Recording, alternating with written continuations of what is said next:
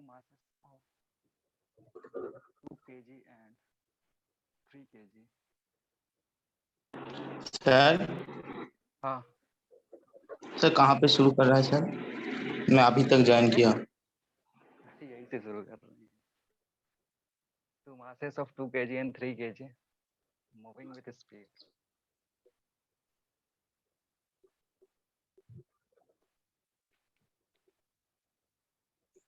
5 meter per second and 5 or 3 meter per second towards each other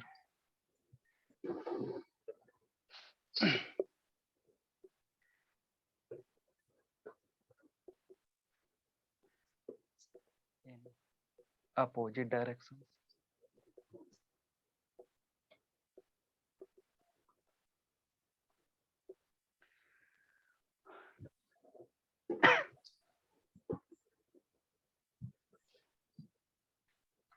If they collide,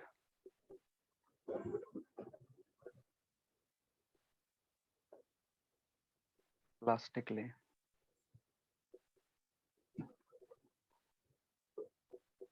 then find loss in energy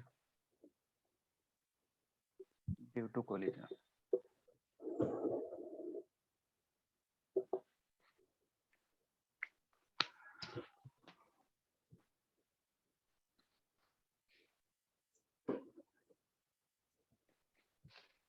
या एक term add कर सकते हो respectively. Respectively का मतलब है जो 2 kg है वो 5 मीटर पर सेकंड से चल रहा है, जो 3 kg है वो 3 मीटर पर सेकंड से चल रहा है। तो तुम्हें कैलकुलेट करना कि एनर्जी का लॉस कितना होगा अगर कोलिजन प्लास्टिकली हो रहा है।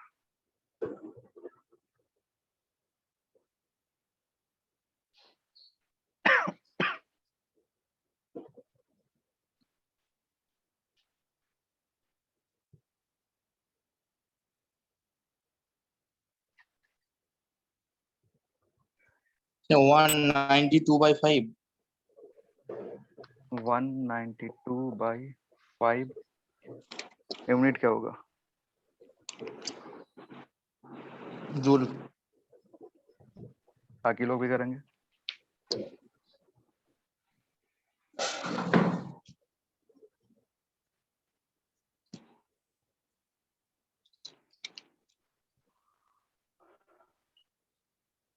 होगा?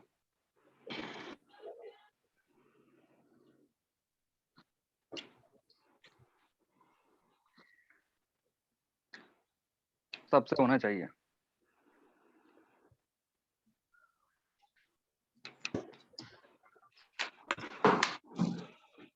वह इतना टाइम क्यों लग रहा है?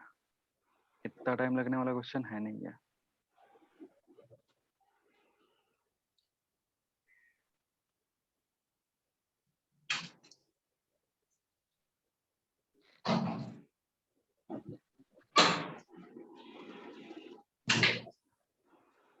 चलो समझते हैं इसमें क्या हो रहा है। 2 मासेस है, एक 5 kg का और एक 3 kg का। जो 5 kg का मास है उसका स्पीड कितना दिया हुआ? 5 kg वाले का स्पीड दिया हुआ था आई थिंक 5 मीटर पर सेकंड, और 3 kg वाला कितना दिया हुआ था? सर आपने 3 मीटर सर पर उधर सेकंड। 2 kg हुआ होगा ना सर? 3 kg, अच्छा, 2 सर 2 kg kg एंड बोला 3 था। kg। सेकंड का 3 kg। kg and 3 kg। अच्छा चलो, ये 3 मीटर पर सेकंड से चल रहा है, ठीक है। कोलिजन कर रहा है और दोनों का कोलिजन जो है वो प्लास्टिक कोलिजन है। प्लास्टिक कोलिजन के केस में बताया थे कि एनर्जी का लॉस होगा, तो फिर कौन सा फॉर्मूला यूज करेंगे? ठीक है, अब जो भी फॉर्मूला था डेल्टा ई का वो था half reduced mass m1 m2 divided by m1 plus m2। लेकिन ये जो प्रॉब्लम है ना, थोड़ा यहाँ जब वेलोसिटी वाला टर्म U1 लिखेंगे, plus वी U2 अप्रोच हो का टर्म जाएगा। लिखेंगे तो U1 प्लस U2 होगा। ये बताया थे प्रीवियस क्लास में कि प्लस क्यों करेंगे, क्योंकि अब ये अपोजिट डायरेक्शन में चल डायरेक्शन रहा है। ऑपोजिट हो रहा है। हाँ, तो इस केस में अगर वी अप्रोच निकालोगे, V approach will be what? It will be 5 + 3, क्योंकि दोनों क्या कर रहे हैं, सेम डायरेक्शन में चल, अपोजिट डायरेक्शन में चल रहा है। ये इसके तरफ और ये इसके तरफ अपोजिट डायरेक्शन में चल रहा है, दोनों ऐड होगा, यहाँ पे स्क्वायर होगा। अब हाफ मासेस कितना है, 2 × 3 डिवाइडेड बाई 5 × 5 + 3 स्क्वायर। इसी को सिंप्लीफाई करना, तुम्हारा सर आंसर 192/5 आ रहा है। कितना आ रहा है 192.5। सारे यूनिट्स अगर एसआई यूनिट में रखोगे तो जो आंसर होगा वो जूल में आएगा। तो इतना एनर्जी क्या हुआ, लॉस हुआ कोलिजन के चलते। ठीक है,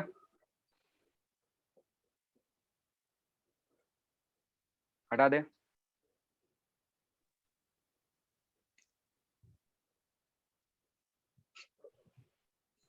चलो इसी प्रॉब्लम में एक थोड़ा सा चेंज करते हैं। जो कोलिजन हो रहा है, पिछले प्रॉब्लम में कोलिजन जो हुआ था वो कैसा हुआ था, वो हुआ था प्लास्टिक कोलिजन। अगर ये इनएलास्टिक कोलिजन होता, ठीक है ना, जो गिवन कोलिजन था, अगर वो इनएलास्टिक होता, मतलब पार्टिकल टकराने के बाद चिपकते नहीं, सेपरेट हो जाते, लेकिन एनर्जी का लॉस होता इनएलास्टिक कोलिजन, तो उस केस में तुम्हें ई की वैल्यू दी रहेगी। और अगर ई दिया है, फिर तुमसे पूछ रही है बताओ what is the loss in energy, तब कैसे निकालेंगे। तो लिखना the above question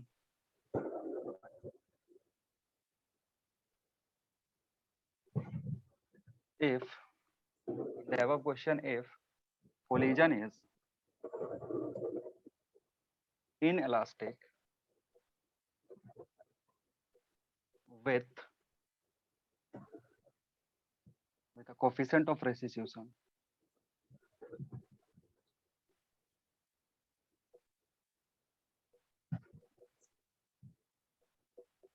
of 0.5, then find loss in energy।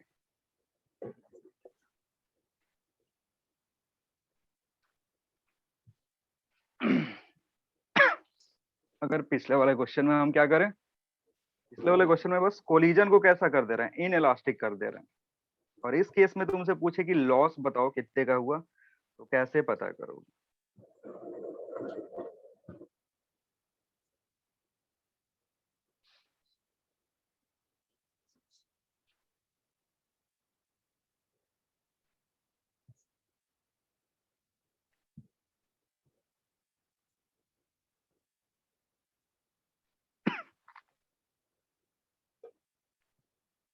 Sir वो sir coefficient of restitution of क्या लिखे हो? कोफिशिएंट ऑफ रेस्टिट्यूशन ऑफ 0.5, 0.5 है।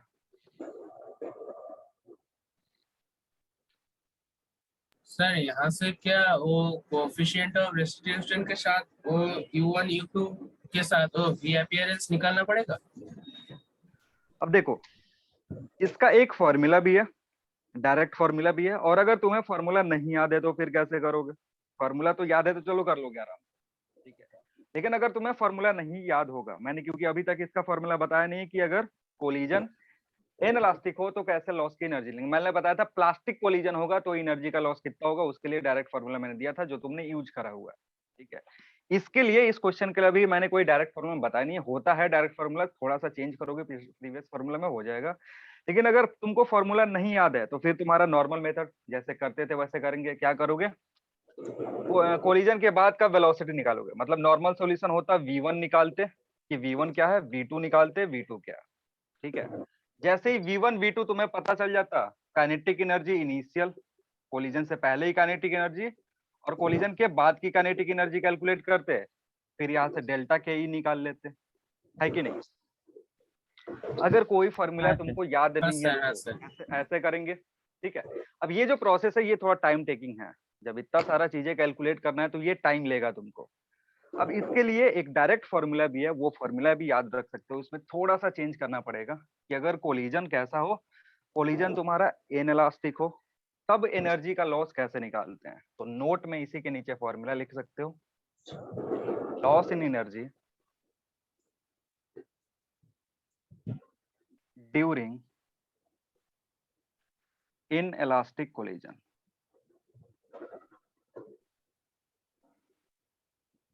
कुछ नया फॉर्मूला नहीं है, बस थोड़ा सा चेंज है। डेल्टा ई अगर निकालना है, it will be half m1 m2 divided by, किसी को पता है क्या फॉर्मूला यूज करते हैं?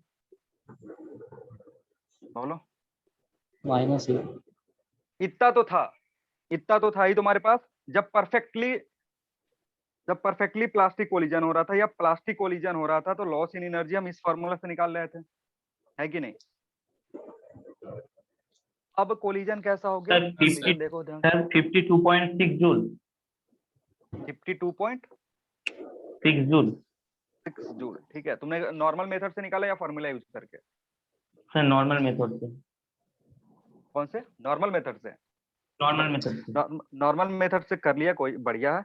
अब थोड़ा सा फॉर्मूला में चेंज है, इसमें मल्टीप्लाई कर देंगे 1 माइनस ई स्क्वायर से। कैसा कोलिजन? Inelastic collision. अब तुमसे पूछ कर रहा लॉस इन एनर्जी, क्या फॉर्मूला होगा? यहाँ तक तो फॉर्मूला तुमने याद करा था प्लास्टिक कोलिजन के लिए, उसमें बस ये वाला टर्म ऐड कर देना है 1 माइनस ई स्क्वायर। देखो प्लास्टिक कोलिजन के केस में ई की वैल्यू कितनी होती है? इन case of plastic collision Zero ई की होता वैल्यू है। कितनी होती है? 1 जीरो। तो यहाँ जीरो पुट करोगे तो ये 1 में कन्वर्ट हो जाएगा। जब तुम्हारा कोलिजन इलास्टिक होता है तो ई की वैल्यू कितनी होती है? 1 1 होती है। 1। होता तो है। यहाँ 1 पुट करोगे तो ये क्या हो जाएगा? जीरो। 0 हो Zero जाएगा। जीरो जाएगा। Into zero. Loss in kinetic energy zero.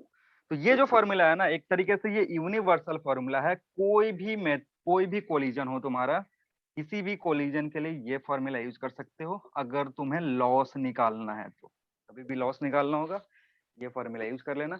V1 V2 calculate के भी कर सकते हो, लेकिन क्या होगा, वो टाइम लेगा। 3 मिनट, 3.5 मिनट, 4 मिनट तक तुम्हारा टाइम ले सकता है। इसलिए क्या करेंगे, इस फॉर्मूला को याद करके रखेंगे। अब देखो पिछले वाले केस में तुम्हें क्या करना है, छोटा सा चेंज करना है, क्योंकि तुमने कहाँ तक कैलकुलेट करा था, ये वैल्यू तो तुमने कैलकुलेट करी थी यहाँ तक। अगेन ये वाला जो टर्म है इसको हम कैसे सोचेंगे? यहाँ माइनस आएगा जब पार्टिकल सेम डायरेक्शन में चल रहा होगा कोलिजन से पहले, यहाँ प्लस Yes, आएगा sir. जब पार्टिकल अपोजिट डायरेक्शन में जाकर के टकराएगा, क्योंकि this is your V approach. Clear है? साइन के साथ पुट करते हैं। तो यहाँ पे अगर सॉल्यूशन देखोगे तो सॉल्यूशन में हमने जो डेल्टा ई होगा वो तो पहले निकाला था 192/5। इतना का वैल्यू हमें पहले पता था, हमें करना क्या है, ये निकालना है। तो 1 माइनस 0.5 का स्क्वायर करोगे। सर वो 47.6 होगा। 47 पॉइंट, चलो कोई ना, बात एक बार। 47.6 192/5 इंटू ये कितना होगा, 1 माइनस 0.5 का स्क्वायर कितना होगा, 0.25। 0.5 का स्क्वायर कितना होगा, 0.25। अब 1 माइनस 0.25 करोगे तो कितना बचेगा, 0.75, है कि नहीं? समझ में आ रहा है? हाँ सर। Yes sir. हाँ सर। इसी को सिंपलीफाई करोगे, काम बन जाएगा। क्या इतना सबका आ रहा है? इतना सर एग्जैक्ट करने की जरूरत 144/5 144/5 जूल।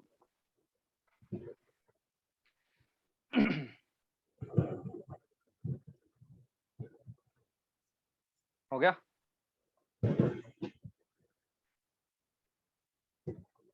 समझ में आया क्या कर रहे हैं? हाँ आधे सर। लोगों को तो हवा ही नहीं लग रहा कि क्या चल रहा है। सबको समझ में आ रहा है? Yes sir sir. 1 minus E square कहाँ से आया, एक बार समझा देंगे?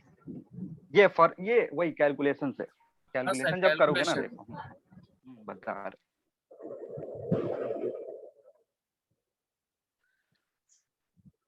देखो वही हम पहले निकालेंगे initial kinetic energy. Initial kinetic energy जो होगा, फॉर्मूला मतलब ये सब लिखना नहीं है, बस समझा रहे हैं कि ये फॉर्मूला आएगा। इनिशियल काइनेटिक एनर्जी लिखोगे, it will be half m1 u1 square plus half m2 u2 square. m2 square.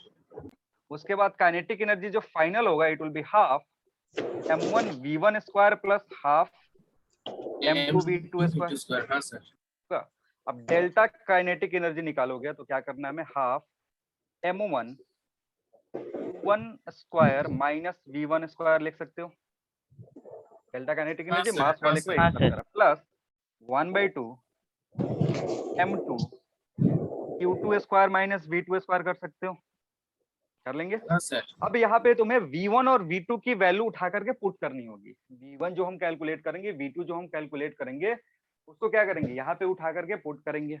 और जैसे ही v1 अच्छा v2 सर, पुट हाँ करोगे ना, समझ गया। कॉमन कहाँ करने गलती के बाद होता है। समझ में आ गया। हाँ सर, क्योंकि यहाँ जो V1 का फॉर्मूला अगर मैं लिखूं ना बहुत बड़ा डेरिवेशन हो जाएगा, इसलिए मैं नहीं करवा रहा हूँ। मैं V1 जो होगा दोनों का क्या एक साथ होता है? पकड़ रहा था, वो V1 माइनस V2 होता है ना, वो एक हाँ साथ हाँ पकड़ हाँ, रहा था मैं। अच्छा अच्छा ठीक है, समझ गया। अभी क्लियर है, हटा दो इसको। हाँ सर। हाँ, तो जो फॉर्मूला मैं याद करने को बोल रहा हूँ वही याद करोगे। जैसे लॉस इन एनर्जी का फॉर्मूला मैं बोल रहा हूँ याद कर लेना, तो वो कर लेना, ठीक है। वेलोसिटी का जो फॉर्मूला इसके पहले हमने देखा था वो नहीं याद करना है, वो हमेशा इक्वेशन से निकाल लोगे, क्योंकि इक्वेशन सॉल्व करना ज्यादा इजी होता है। जब दो इक्वेशन होगा बहुत कम टाइम लगता है, आराम से सॉल्व हो जाएगा। इतना ज्यादा फॉर्मूला याद करने का कोई फायदा नहीं है, बेसिक समझ में आना चाहिए। क्लियर है? चलो next will start oblique collision.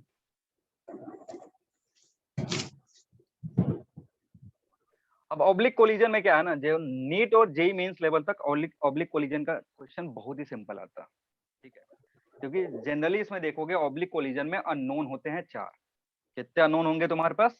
Oblique collision में 4 अननोन होंगे।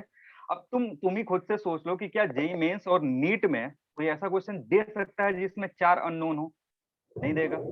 तो क्या करता है ना, क्वेश्चन को सिंपलीफाइड फॉर्म में देता है, जिसमें ज्यादा से ज्यादा 2 इक्वेशन सॉल्व करने होंगे, यानी बाकी का 2 इन्फॉर्मेशन जो होगा वो खुद बता देगा, ठीक है।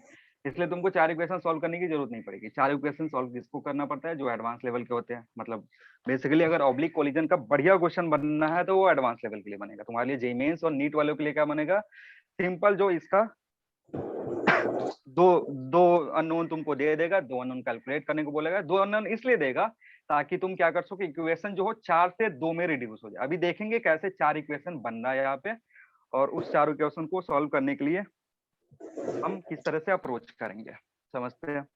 अब देखो ऑब्लिक कोलिजन में क्या होगा, मान लो कोलिजन से पहले एक पार्टिकल u1 स्पीड से इधर चल रहा था, ये एंगल α1। एक दूसरा पार्टिकल था जो u2 स्पीड से इधर चल रहा था, और ये एंगल बना रहा था हॉरिजॉन्टल से α2 का। इसका मास m1, इसका मास m2। ये कोलिजन के पहले का सीन है। कोलिजन के पहले हमने देखा कि ये पार्टिकल किधर चल रहा है? ऊपर। ये पार्टिकल किधर से आ रहा है? नीचे। हॉरिजॉन्टल से एंगल कितने का बना रहा है? α1 और α2 का। अब कोलिजन के बाद क्या हुआ, दोनों पार्टिकल टकराएंगे और फिर उनका मोशन स्टार्ट होगा। तो कोलिजन के बाद अगर देखोगे तो ये जो मास था m2, या उल्टा मैंने लिख दिया, ये m1 है और ये m2 है। ये तुम्हारा m1 में भी इधर कहीं जा सकता है v1 वेलोसिटी से, और अब एंगल जो बनाएगा वो β1 बनाएगा। और बाद में ये जो पार्टिकल है it may go in this direction with velocity v2 और बनाएगा ये β2 बनाएगा। समझ में आ रहा है क्या क्या बोल रहा हूँ? हाँ सर। ये दोनों पार्टिकल गए किसी पॉइंट पे टकराए होंगे। मान लो कि यहाँ पे क्या हुआ, यहाँ पे जाकर के दोनों टकरा गया ऐसे, ठीक है। अब देखो इस पॉइंट पे अगर टकरा रहा है तो तुम्हारा जो लाइन ऑफ कोलिजन होगा वो क्या होगा? This will be your line of collision. ऐसे गया, यहाँ पे टकराया, तो ये लाइन ऑफ कोलिजन होगा तुम्हारा, है कि नहीं? पहले की वेलोसिटी हाँ, देखो या बाद की भी वेलोसिटी देखो, जो वेलोसिटी है वो लाइन ऑफ कोलिजन के अलोंग नहीं है। अगर लाइन ऑफ कोलिजन के अलोंग नहीं है तो ऐसे कोलिजन को हम क्या बोलते हैं? ऐसे कोलिजन को हम बोलते हैं oblique collision. Oblique collision. Oblique collision, ठीक है। अब ऑब्लिक कोलिजन में क्या है कि अगेन कोई भी कोलिजन हो हमारे पास एक इक्वेशन जरूर होता है। कौन सा इक्वेशन? जो कंजर्वेशन ऑफ मास। हाँ, कंजर्वेशन मोमेंटम, मास नहीं, कंजर्वेशन ऑफ हाँ सर, मोमेंट। मोमेंटम से जो इक्वेशन है वो तुमको आ सर? जाएगा डायरेक्टली। बोलो। सर ये हाँ, ऑब्लिक हाँ। कोलिशन एक बार फिर से बता दिए, मेरा नेटवर्क प्रॉब्लम पड़ रहा था।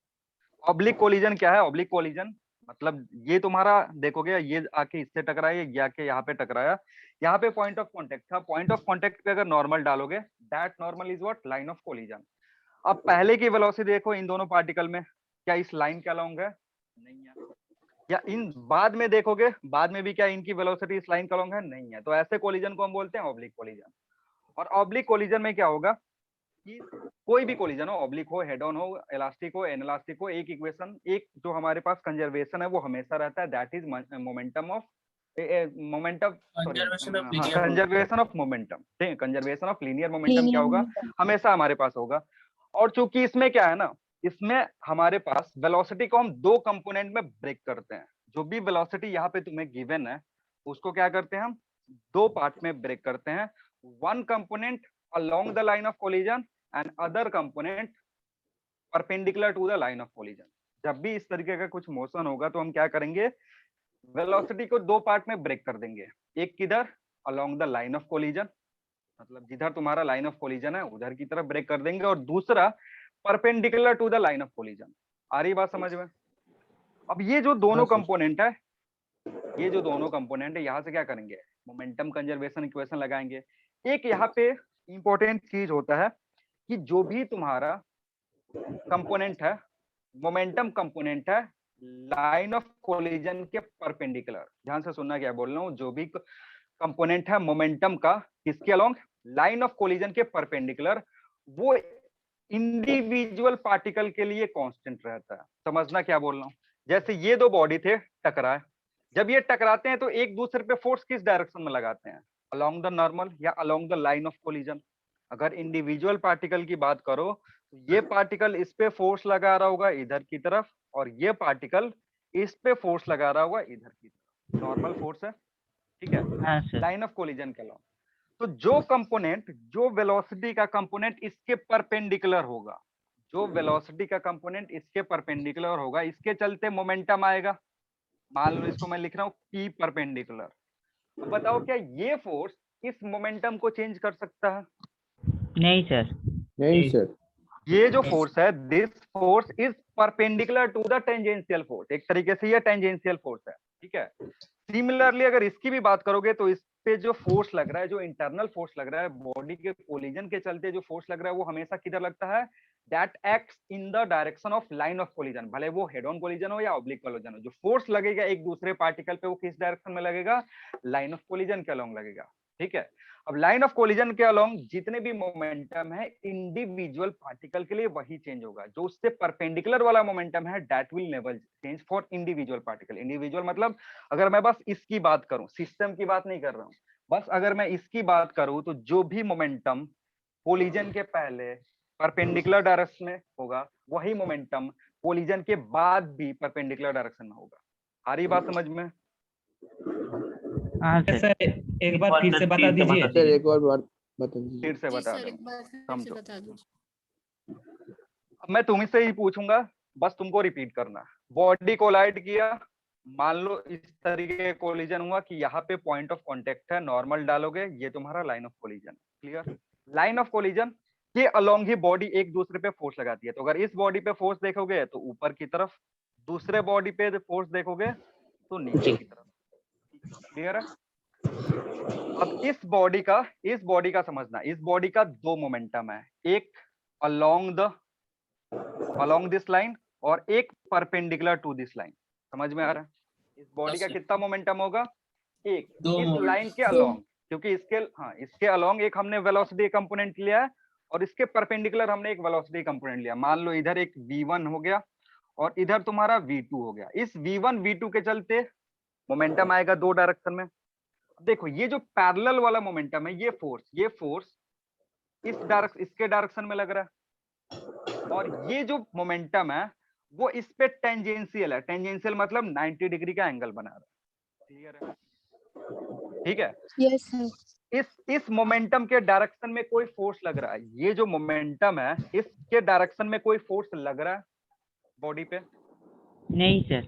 नहीं सर। नहीं लग रहा है। नहीं. तो अगर फोर्स नहीं लग रहा है तो क्या मोमेंटम चेंज होगा? नहीं. नहीं होगा। इसी change पार्टिकल होगा की भी सर। मैं बात कर रहा हूँ, इसी पार्टिकल की बात कर रहा हूँ मैं, सिस्टम की बात नहीं कर रहा हूँ, एक ही पार्टिकल की बात कर रहा हूँ कि अगर इस पार्टिकल को देखो तो टेंजेंशियल डायरेक्शन है, यानी direction perpendicular to the line of collision, कोई फोर्स नहीं लगा रहे हैं एक दूसरे पे बॉडी। जब नहीं लगा रहे हैं तो इंडिविजुअल पार्टिकल का momentum that is perpendicular to the line of collision, वैसा मोमेंटम जो लाइन ऑफ कोलिजन के कैसा है, परपेंडिकुलर। एक पार्टिकल के लिए, दूसरे पार्टिकल के लिए या तीसरे पार्टिकल के लिए, सबके लिए क्या रहेगा, कांस्टेंट होगा इंडिविजुअली। मतलब अगर पहले 10 था, कोलिजन के बाद भी अगर इसका मोमेंटम देखोगे अलोंग परपेंडिकुलर डायरेक्शन तो इट विल रिमेन 10। क्यों 10 रहेगा?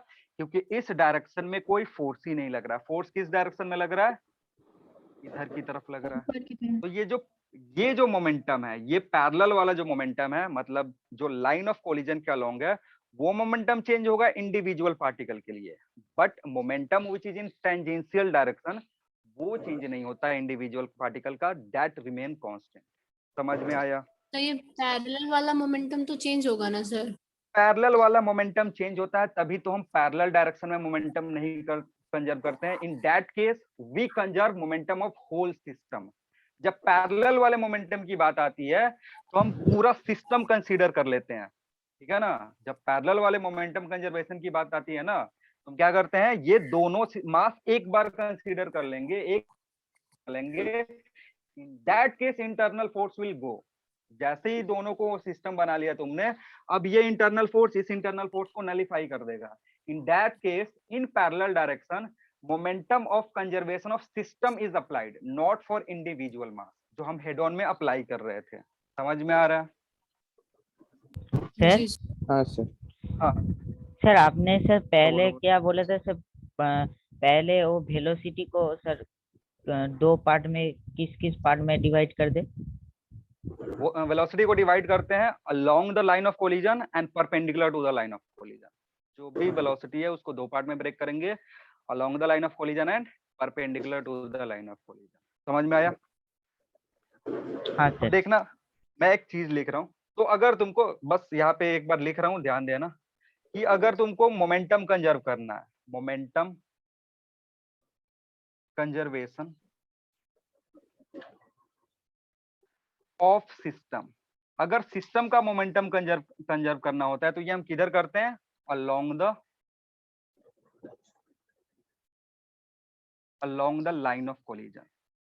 ठीक है, अगर पूरे सिस्टम का मतलब इस पार्टिकल का और इस पार्टिकल का एक साथ मोमेंटम कंजर्व करते हैं तो वो किस डायरेक्शन में करेंगे, along the line of collision करेंगे। क्यों करेंगे?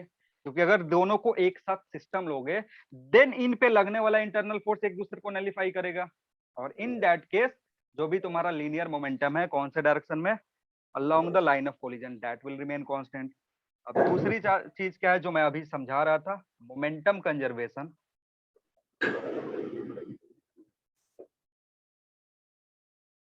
Of individual body. अगर इंडिविजुअल बॉडी का या इंडिविजुअल पार्टिकल का मोमेंटम कंजर्व करना होता है तो हम किस डायरेक्शन में जाते हैं, perpendicular to the line of Perpendicular to collision. the line of collision. Perpendicular to the line of collision.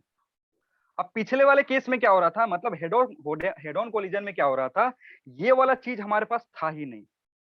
Head on collision में वेलोसिटी का कोई भी कंपोनेंट परपेंडिकुलर डायरेक्शन में होता ही नहीं है, क्योंकि सारी वेलोसिटी का कंपोनेंट किधर हो जाता है, जितनी भी वेलोसिटीज होती हैं that are along the line of collision in case of head on collision. इसलिए हमें ये चीज नहीं दिखता है और इस चीज की जरूरत नहीं पड़ती है, हम इसी से काम चला लेते हैं, इस वाले चीज से काम चलाते हैं। एक इक्वेशन मिलता है मोमेंटम कंजर्व करते हैं तो दूसरा इक्वेशन न्यूटन से निकाल लेते हैं। अब यहाँ पे क्या होगा, एक इक्वेशन इधर से आएगा जो हम लाइन ऑफ कोलिजन के अलोंग मोमेंटम कंजर्व करेंगे, दूसरा इक्वेशन यहाँ से आएगा जहां पर हम इंडिविजुअल पार्टिकल का मोमेंटम कंजर्व करेंगे। समझ में आ गया? किसी कोई दिक्कत? बोलो। नहीं सर। नहीं है ना, आगे बढ़े। हाँ सर। हाँ सर।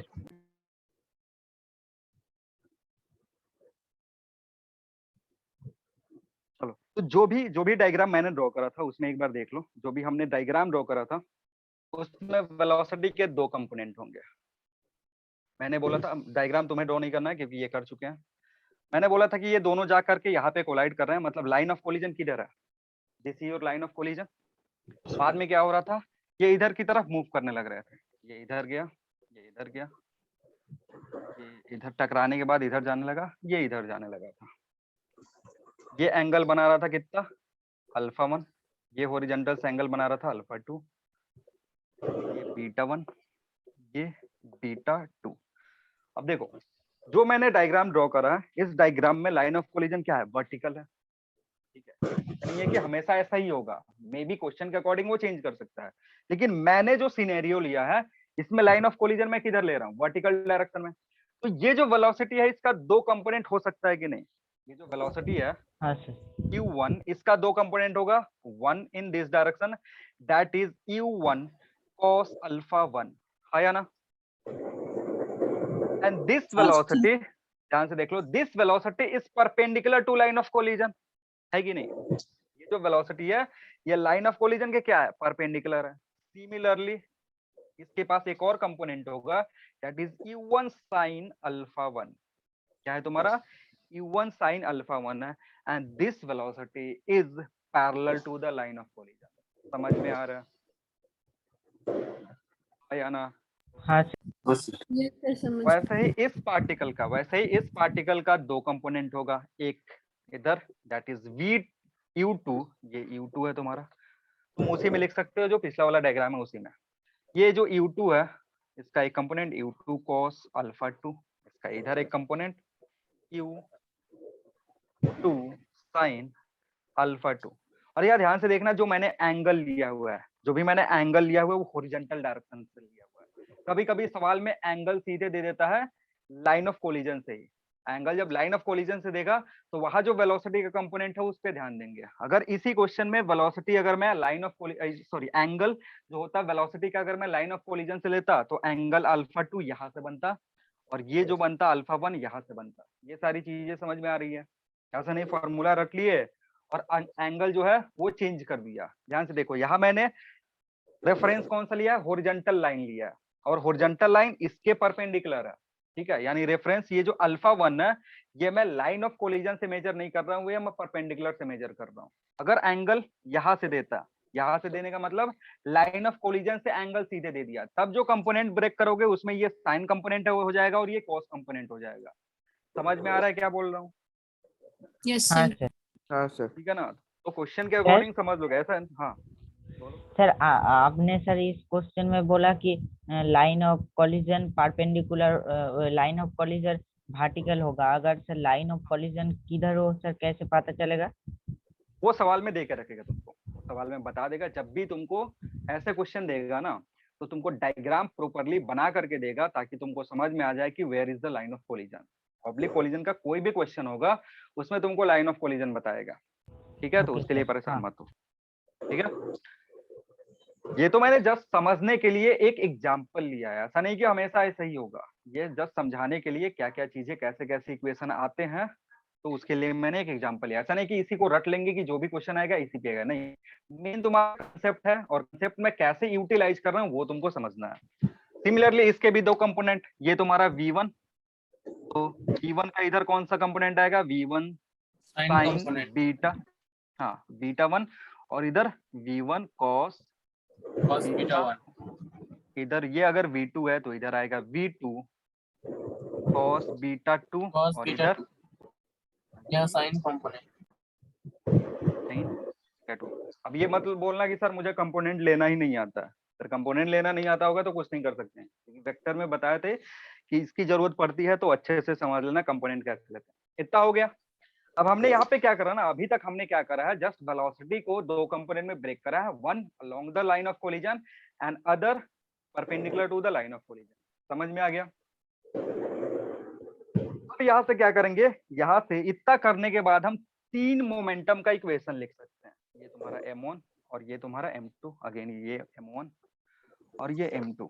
इतना करने के बाद हम क्या करते हैं, यहाँ से तीन इक्वेशन निकाल सकते हैं, ठीक है ना? तीन इक्वेशन कहाँ से लाएगा? सारे इक्वेशन आएंगे कंजर्वेशन ऑफ मोमेंटम से ही। एक केस करेंगे हम किसका? सिस्टम का मोमेंटम कंजर्व, और सिस्टम का मोमेंटम कंजर्व करते हैं, वहां से दो इक्वेशन आता है। फिर करेंगे हम इंडिविजुअल मासेस का conservation in the direction perpendicular to the line of collision, वहां से आता है दो इक्वेशन, ठीक है? और उसको सॉल्व करके आराम से तुम क्या कर सकते हो, जो भी अननोन है वो पता कर सकते हो। क्लियर है? सर कौन सी इक्वेशन बोले और एक बार बताइए। लिख रहा हूँ, अभी लिख रहा हूँ। लिख लिया हो? इतना लिख लिया हो ये बताओ पहले। हाँ सर। लिख लिया हो ना? हाँ सर। चलो अब हम करेंगे momentum conservation of for the system. Momentum conservation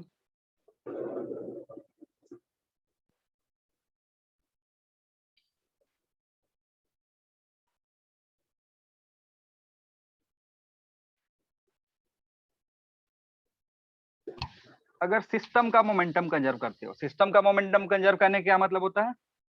momentum of the system before collision and momentum of the system after collision. तो अगर सिस्टम का मोमेंटम देखोगे तो it will B m1 u1 vector plus m2 u2 vector बराबर किसके होना चाहिए, m1 v1 vector plus m2 v2 vector के। और यहाँ वेक्टर फॉर्म में मैं क्यों लिख रहा हूँ, क्योंकि इस पर वेलोसिटी को तुमको वेलोसिटी ऐसे दिया होगा कि उसका एंगल और डायरेक्शन दोनों बताना होगा, ठीक है ना। इस बार क्या करेगा, तुमको इस तरीके से वेलोसिटी रिप्रेजेंट करके देगा कि तुमको इस बार डायरेक्शन की जरूरत पड़ेगी, एंगल की जरूरत पड़ेगी, बता करके रखेगा कि एक्स एक्सिस से थीटा एंगल बना रहा है, वाई एक्सिस से थीटा एंगल बना रहा है, ये सारी इंफॉर्मेशन तुमको दिया होगा। तो यहाँ से इसको हम दो पार्ट में ब्रेक कर सकते हैं, समझना। मोमेंटम की कौन सा कंजर्व किए हैं हम, सिस्टम का मोमेंटम कंजर्व कर रहे हैं, स्टिल इसको हम दो कंपोनेंट में ब्रेक कर सकते हैं। कौन सा, one component perpendicular to the line of collision and one component along the line of collision. मतलब ये जो इक्वेशन है इसको ध्यान से देखना, मैं लिख रहा हूँ, जो भी वेलोसिटी था m1 का परपेंडिकुलर डायरेक्शन में कर रहे हैं, perpendicular to the line of collision. अब ये नहीं कि यही रट लेंगे, सर बैकग्राउंड से आवाज आ रहा है सर, साउंड आ रहा है सर बैकग्राउंड से। मेरे बैकग्राउंड से कोई म्यूट कर लेगा जिसका, पता नहीं सर। म्यूट कर लो, कोई जिसका भी साउंड आ रहा है म्यूट करो। देखो क्या कर रहे हैं, मोमेंटम कंजर्वेशन कर रहे हैं किसका, सिस्टम का, किधर की तरफ, perpendicular to the line of collision, line of collision के। बोलो सर आपने तो बोला था perpendicular to the line of collision, उसमें तो इंडिविजुअल बॉडी का मोमेंटम कंजर्व होता है, और along the along the line तो सिस्टम का कंजर्वेशन होता है मोमेंटम। पहले सुन तो लो, अगर इंडिविजुअल कंजर्व कर रहे हैं इसका मतलब ये थोड़ा है कि सिस्टम का कंजर्व नहीं हो सकता। अगर इंडिविजुअल कंजर्व है तो वो सिस्टम के लिए भी कंजर्व है, क्यों समझ में आ सर, रहा है? अगर सिस्टम कंसीडर करे फिर इंडिविजुअल तो बात नहीं रहेगा ना। नहीं सिस्टम देखो, अगर इंडिविजुअली कंजर्व है ना, इसका मतलब सिस्टम का भी कंजर्व है। अगर इंडिविजुअल कंजर्वेशन हो रहा है तो इसका मतलब यह है कि सिस्टम का भी कंजर्व ही रहेगा, लेकिन जरूरी है कि अगर सिस्टम का कंजर्व हो तो इंडिविजुअली कंजर्व रहेगा। ये perpendicular to the line of collision system का तो कंजर्व कर ही सकते हो, क्यों, क्योंकि अभी मैंने बताया कि उसका तो इंडिविजुअल कंजर्व है, इंडिविजुअली कंजर्व रहेगा तो सिस्टम के साथ कोई दिक्कत नहीं हो तो पक्का होगा। लेकिन हर बार ये जरूरी नहीं होता है कि अगर सिस्टम का कंजर्व है तो इंडिविजुअली भी कंजर्व होगा, परपेंडिकुलर वाले से यही। अब यहाँ से जो इक्वेशन आएगा ना, वही मैं बता रहा हूँ कि यहाँ से जो दो इक्वेशन आता है उनमें से यूजफुल तुम्हारा एक ही होगा, क्योंकि एक तुम इंडिविजुअल वाले में यूज कर रहे हो। सारी बात पहले परपेंडिकुलर वाला मैं लिख रहा हूँ वो समझना। परपेंडिकुलर की अगर बात करोगे, जो भी इक्वेशन हमने लिखा हुआ है परपेंडिकुलर वाले में बात करोगे क्या, चलो पहले पैरेलल वाला देख लो फिर परपेंडिकुलर वाला देखेंगे। पैरेलल अगर देखोगे तो जो भी हमने लिखा हुआ m1 u1 cos अल्फा 1, इसका कौन सा कंपोनेंट आएगा पैरेलल में, cos कंपोनेंट आ रहा था, plus m2 u2 cos alpha 2 आ रहा है। बाद में कोलिजन के बाद में क्या हो रहा था, m1 v1 cos बीटा 1, यह अल्फा 1 लिखना। सर इसमें तो साइन वाला कंपोनेंट होगा ना। जी सर, ये साइन वाला कंपोनेंट होगा। अच्छा साइन लिखा हुआ है, परपेंडिकुलर होगा तो cos होगा ना। जी सर। एक मिनट में डायग्राम देख रहा हूँ। ये तुम्हारा ये एंगल दिया हुआ था अल्फा, और पर पैरेलल वाले में साइन कंपोनेंट, हाँ ठीक है। इधर होगा u1 साइन चेंज कर लो, इधर भी साइन होगा और इधर भी साइन होगा। इसमें भी क्या होगा, v2 साइन बीटा 2, ठीक है, अभी ठीक है ना। हाँ सर। जी सर, हाँ सर। ये हमने किधर करा, ये हमने जस्ट इसका कंपोनेंट लिया है, इसका जो क्या है ना, इसमें दोनों छुपा हुआ है, साइन भी छुपा हुआ है, कॉस भी छुपा हुआ है। जब इसको लिखोगे ना, अब समझ लो, जब इसको लिखना चाहते हो u1 वेक्टर को अगर कोई लिखना चाहे तो कोई ऐसे लिख सकता है ना, u1 cos alpha plus u2 sine alpha, sorry u1 sine alpha 1, ये किधर है और ये किधर है, इसका दोनों डायरेक्शन होगा।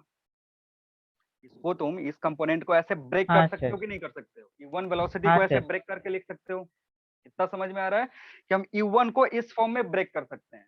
तो अगर ब्रेक करने के बाद मल्टीप्लाई करोगे तो तुम्हें क्या दिखेगा, ये वाला टर्म दिखेगा जो कि कौन से डायरेक्शन में है, पैरेलल डायरेक्शन में है। एक दूसरा कंपोनेंट दिखेगा that will be in vertical direction. वो मैं कोई अलग नहीं कर रहा हूं, मैं क्या कर रहा हूं, इसको ब्रेक कर दिया, इसको ब्रेक कर दिया। कैसे ब्रेक करा, इस फॉर्म में। इसको भी ब्रेक कर सकते हैं, u2 cos अल्फा 2 या sin अल्फा 2, इसको भी ब्रेक कर सकते हैं। तो जब ब्रेक करके मल्टीप्लाई करोगे ना तो तुम्हें दो दो कंपोनेंट मिलेंगे, अगेन किसके, मोमेंटम के। तुमने वेलोसिटी का कंपोनेंट ले लिया तो वहां से मोमेंटम का कंपोनेंट आएगा, है कि नहीं। तो ये तुम्हारा पैरेलल कंपोनेंट है, this is your what, parallel component. दूसरा का क्या लिख सकते हो, परपेंडिकुलर कंपोनेंट लिखोगे। अगर परपेंडिकुलर कंपोनेंट इस पर लिखोगे तो तुम्हें क्या आएगा, सर ये u1 equals to u1 cos alpha 1 और ये वाला हमको समझ नहीं आया sir। यही नहीं समझ में आया सबको यार।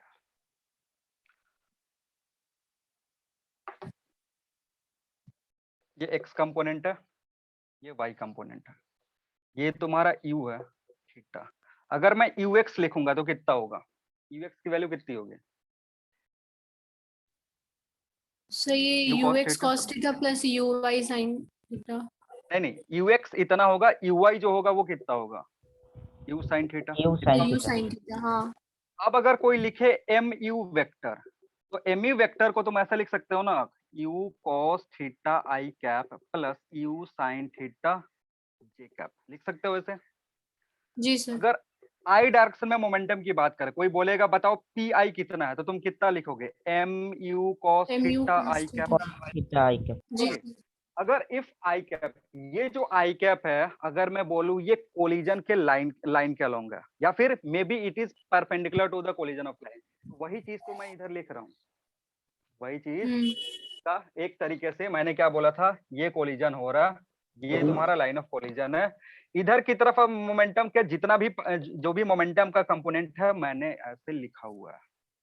मतलब अगर तुम इसको x कंपोनेंट मानते हैं ना, तो this is your what, this is your pi in x direction, this is your px final. समझ में आ रहा है, अभी समझ में आया क्या बोल रहा हूँ, जी सर। क्लियर है सबको, या अभी भी किसी को कंफ्यूजन है। हाँ सर। वेक्टर क्वांटिटी है, वेक्टर को मैं बस ब्रेक कर रहा हूँ कंपोनेंट फॉर्म में। हाँ बोलो बोलो बोलो बोलो। along the line of collision और इंडिविजुअल का परपेंडिकुलर लाइन ऑफ कोलिशन, वो सर कंफ्यूजन क्रिएट कर रहा है सर।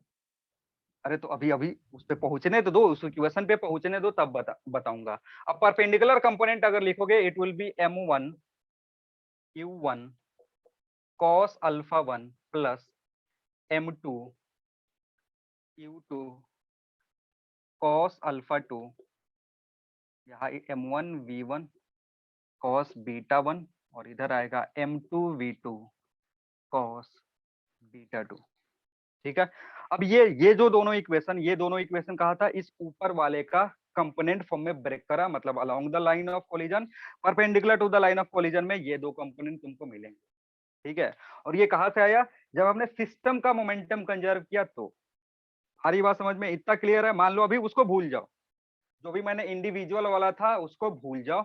अगर वो नहीं बताया होता तो मोमेंटम इतना लिख सकते थे सिस्टम का, ये along the line of collision, ये perpendicular to the line of collision. इतना ठीक है। हाँ सर। अब समझते हैं इंडिविजुअल मोमेंटम के बारे में, मतलब मोमेंटम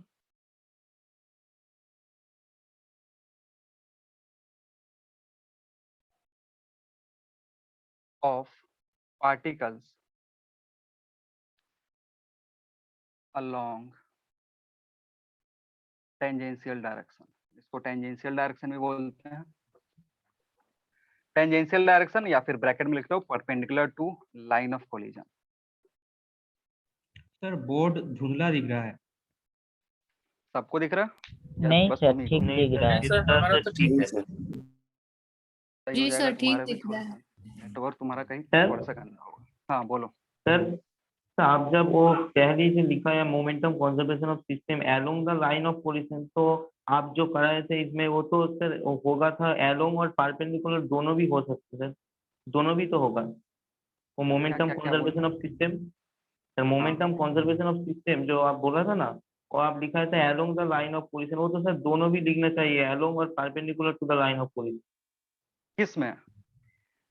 कोई मोमेंटम कंजर्वेशन ऑफ सिस्टम के, सिस्टम हाँ, का उसमें क्या मोमेंटम लिखा तो हुआ? दोनों भी कंजर्व। तो जो आपको लिखा हेडिंग था था, मोमेंटम हेडिंग में क्या लिखा हुआ? जो सर सबसे मोमेंटम पहला heading, conservation of momentum conservation of, system. हाँ तो वही तो लिखना है ना, और क्या लिखूं? सर वो तो आप लिखा था along the line of collision. हाँ तो उसमें तो आप दो तो पार्ट समझा ना। अरे सुनो सुनो, मोमेंटम कंजर्वेशन, जो सबसे पहला हेडिंग मैंने लिखा है वो क्या था? मोमेंटम कंजर्वेशन ऑफ सिस्टम, या सिस्टम लिखाया, और इसके बाद लिखा था M1U1 प्लस M2U2, ये किसके बराबर था? M1V1 प्लस M2V2, ऐसे लिखाया है। नहीं सर, इसके पहले मैं बात कर रहा हूँ सर, वो जब फर्स्ट पहले में आप स्टार्टिंग कर रहे थे सर। कब स्टार्टिंग करा था? सर वो मोमेंटम कंजर्वेशन, वो 2 पॉइंट लिखे थे ना, मोमेंटम कंजर्वेशन हाँ जो सर समझा रहा है सर, वो ऑब्लिक कोलिजन जब आप समझा रहे हैं। हाँ हाँ, तो उसमें क्या समझाया? हाँ, सर आप बोला था momentum conservation of system along the line of collision और momentum conservation of individual particles to the perpendicular to the line of collision. हाँ हाँ हाँ। हाँ, तो सर अरे मोमेंटम तो जब, कंजर्वेशन ऑफ सिस्टम तो सर दोनों भी पार्ट भी हो रहा है, आप जो लिखा है जो इसमें परपेंडिकुलर में हो रहा है और पैरेलल से भी हो रहा है। अरे सिस्टम का जो मोमेंटम कंजर्वेशन है, सिस्टम का जो भी मोमेंटम कंजर्वेशन है, वो किधर? लाइन ऑफ कोलिजन के अलोंग तो वो हमेशा कंजर्व ही रहता है। सिस्टम जो होगा, सिस्टम का जो मोमेंटम कंजर्वेशन है वो लाइन ऑफ कोलिजन के अलोंग हमेशा होगा। पर सर यहाँ तो सर दोनों तरफ ही हो रहा है, लाइन ऑफ कॉलिजन के और आप तो परपेंडिकुलर लिख रहा है कॉलिजन के। परपेंडिकुलर से लिख रहा है और पैरेलल से भी अरे लिख रहा यार, जो है। डिस्टिंग्विश कराया था वो तो पहले समझो। जो डिस्टिंग्विश कराने के लिए मैंने बोला था ना कि लाइन ऑफ कोलिजन के अलोंग हम बस सिस्टम का मोमेंटम कंजर्व करते हैं, लेकिन परपेंडिकुलर डायरेक्शन में इंडिविजुअल पार्टिकल का करते हैं। ज्यादा समझा देने से ना ज्यादा तो कंफ्यूजन हो आपका जाएगा। बात सुनाई नहीं दे रहा है। मेरा बात सुनाई नहीं दे रहा या समझ में नहीं आ रहा? सर समझ नहीं आ रहा है। हाँ, मैंने क्या बोला था समझो, फिर से सुन लो। मैंने क्या बोला था कि अगर तुमसे बोलेगा सिस्टम का मोमेंटम कंजर्व करने को, सर ठीक है? इस बार सर आपका नेटवर्क प्रॉब्लम हो रहा है सर, इको क्रिएट हो रहा है। नहीं सर, ठीक ही आ रहा है। तो सभी तो ठीक है। क्या कार्टून बंदी कर रहे हो आज तुम?